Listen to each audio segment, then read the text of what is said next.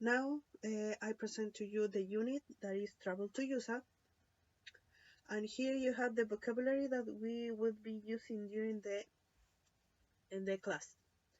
Now, debris. Debris is called, that is, this is the class itself. Debris is called planning your trip. We have 20 minutes to work here.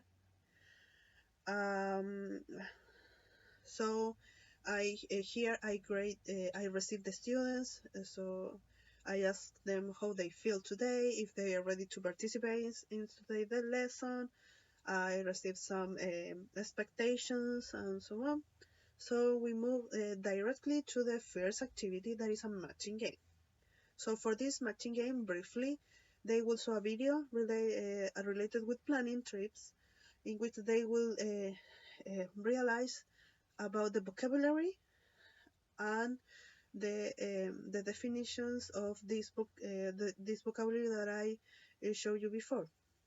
Then will be split the classroom into groups, 5 groups, and each group will choose a leader. This leader will be in charge of raise their hand and says the answer, depending on the explanation of the teacher. Sorry. So the games began when the teacher starts to give definitions about the different words without using the word. So the students start to debate themselves and make an agreement in the different groups. Obviously, they all are separate. The teacher is monitoring during that process. So one of the students will raise their hand and says the answer. So if the answer is correct, the teacher will give a ticket to that group, and they will continue move on working in this vocabulary.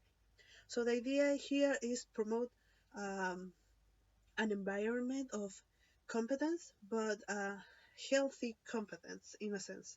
So they need to be aware that this competence will maintain their expectation during the whole class.